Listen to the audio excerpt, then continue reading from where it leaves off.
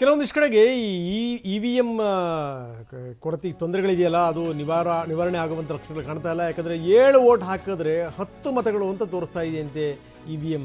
ಇದು ಗಮನಿಸಬೇಕಾದಂಥ ಸಂಗತಿ. ಮೊದಲೇ EVMಗಳ ಬಗ್ಗೆ ಅಪಸ್ವರಗಳು ನಿರಂತರವಾಗಿರುವಂಥದ್ದು. ಇನ್ನು ಲೆಕ್ಕಕ್ಕಿಂತ ಹೆಚ್ಚು ವೋಟಿಂಗನ್ನು ತೋರಿಸ್ಬಿಟ್ರೆ ಸುಮ್ಮನಿರ್ತಾರೆ ಅಭ್ಯರ್ಥಿಗಳು. ಅಲ್ಲೊಂದಷ್ಟು ಗೊಂದಲಗಳಾಗಿದೆ. ಹಾಸನ ಜಿಲ್ಲೆ ಅರಕಲಗೂಡು ತಾಲೂಕಿನ ಕಟ್ಟೇಪುರದಲ್ಲಿ ಈ ಘಟನೆ ನಡೆದಿರುವಂಥದ್ದು. ಚಲಾವಣೆ ಆಗಿರುವಂಥ ಮತಗಳು 7, ಆದರೆ ಇದು ತೋರಿಸ್ತಿರುವಂಥದ್ದು 10 ಅಂತ. ಮತಗಟ್ಟೆ 187ರಲ್ಲಿ ಈ ಡೆವಲಪ್ಮೆಂಟ್ ಆಗಿರುವಂಥದ್ದು.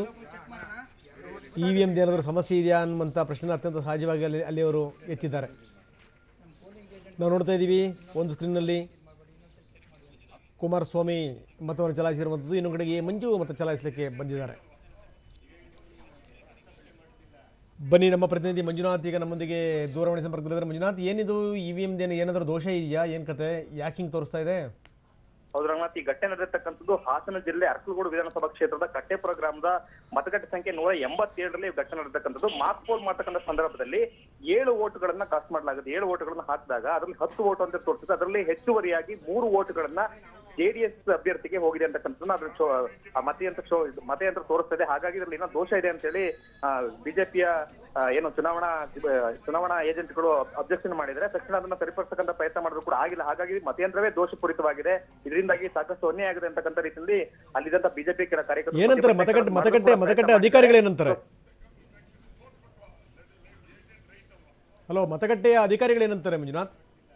ಮತಗಟ್ಟೆ ಅಧಿಕಾರಿಗಳು ಅದನ್ನ ದೋಷ ಸರಿಪಡಿಸತಕ್ಕಂಥ ಪ್ರಯತ್ನವನ್ನ ಮಾಡ್ತಾ ಇದ್ದಾರೆ. ಆದ್ರೆ ಪ್ರಾರಂಭದಲ್ಲೇ ಇದು ಒಂದ್ ರೀತಿಯಲ್ಲಿ ಒಂದಷ್ಟು ಅನುಮಾನ ಮೂಡಿಸ್ತಕ್ಕಂಥ ರೀತಿಯಲ್ಲಿ ಮತಯಂತ್ರದಲ್ಲಿ ಮತಗಳು ಚಲಾವಣೆ ಆದಾಗ ಅದ್ರ ಕೆಲವು ಒಂದು ಪಕ್ಷದ ಪರವಾಗಿ 3 ಹೆಚ್ಚುವರಿ ಮತಗಳು ಬಂದಿರೋದ್ರಿಂದ ಸ್ವತಃ ಬಿಜೆಪಿ ಅಭ್ಯರ್ಥಿ ಎ ಮಂಜು ಅವರು ಕೂಡ ಮತಗಟ್ಟೆಗೆ ಭೇಟಿ ಕೊಟ್ಟು ಈಗ ಅಲ್ಲಿ ಮಾತಾಡಿದ್ರೆ ಇದು ಎಲ್ಲ ಸಾಕಷ್ಟು ಒಂದ್ ರೀತಿ ಅನುಮಾನ ಮೂಡಿಸೋ ರೀತಿಯಲ್ಲಿದೆ. ಹಾಗಾಗಿ ಕೂಡಲೇ ಸ್ಥಳಕ್ಕೆ ಜಿಲ್ಲಾ ಚುನಾವಣಾ ಅಧಿಕಾರಿ ಬರಬೇಕು ಮತ್ತೆ ಇದನ್ನು ಪರಿಶೀಲನೆ ಮಾಡಬೇಕು ಮತ್ತೆ ಸೂಕ್ತವಾಗಿರ್ತಕ್ಕಂಥ ಕ್ರಮ ಕೈಗೊಳ್ಳಬೇಕು ಅಂತಕ್ಕಂಥ ಒತ್ತಾಯವನ್ನು ಕೂಡ ಮಾಡಿದ್ರೆ ಈಗ ಅದನ್ನ ದೋಷವನ್ನು ಸರಿಪಡಿಸತಕ್ಕಂಥ ಪ್ರಯತ್ನ ಕೂಡ ನಡೀತಾ ಇದೆ ರಂಗನಾಥ್. ಓಕೆ, ಸೊ ಇದನ್ನು ಹೊರತುಪಡಿಸಿ ಹೆಂಗ್ ನಡೀತಾ ಇದೆ ಜಿಲ್ಲೆಯಾದ್ಯಂತ ಮತದಾನ? ಜಿಲ್ಲೆಯಲ್ಲಿ ಒಟ್ಟಾರೆಯಾಗಿ 9 ಗಂಟೆವರೆಗೆ 6.8ರಷ್ಟು ಮತದಾನ ಆಗಿದೆ.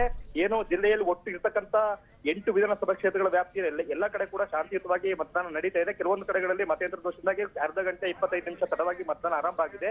ಇನ್ನು ಹಾಸನ ಜಿಲ್ಲೆ ಹೊಳೆನರಸೀಪುರ ತಾಲೂಕಿನ ಪಡುವಲಿಪ್ಪೆ ಗ್ರಾಮದಲ್ಲಿ ದೇವೇಗೌಡರು ಮತ್ತೆ ಸಚಿವ ರೇವಣ್ಣ ಅವರು ಅವರ ಕುಟುಂಬ ಸದಸ್ಯರು ಮತದಾನ ಮಾಡಲಿಕ್ಕೆ ಏನು ಕೆಲವೇ ಕ್ಷಣಗಳಲ್ಲಿ ಆಗಮಿಸ್ತಾರೆ. ನಂತರ ಇನ್ನು ಸ್ವತಃ ಬಿಜೆಪಿ ಅಭ್ಯರ್ಥಿ ಎ ಮಂಜು ಕೂಡ ಇನ್ನು ಮತ ಚಲಾವಣೆ ಮಾಡಿಲ್ಲ. ಬೇರೆ ಬೇರೆ ಮತಗಟ್ಟೆಗಳಿಗೆ ಹೋಗಿ ಕೊನೆ ಹಂತದಲ್ಲಿ ಮತದಾನ ಸಲ್ಲಿಸತಕ್ಕಂಥ ಪ್ರಯತ್ನವನ್ನ ಮಾಡ್ತಾ ಇದ್ದಾರೆ.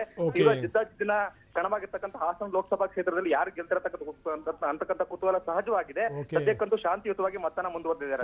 ಫೈನ್, ಧನ್ಯವಾದ ತಮ್ಮೆಲ್ಲ ಮಾಹಿತಿಗೆ. ಮತಗಟ್ಟೆ ಸಂಖ್ಯೆ 187ರಲ್ಲಿ EVMನಲ್ಲಿ ದೋಷ ಕಂಡು ಬಂದಿದೆ.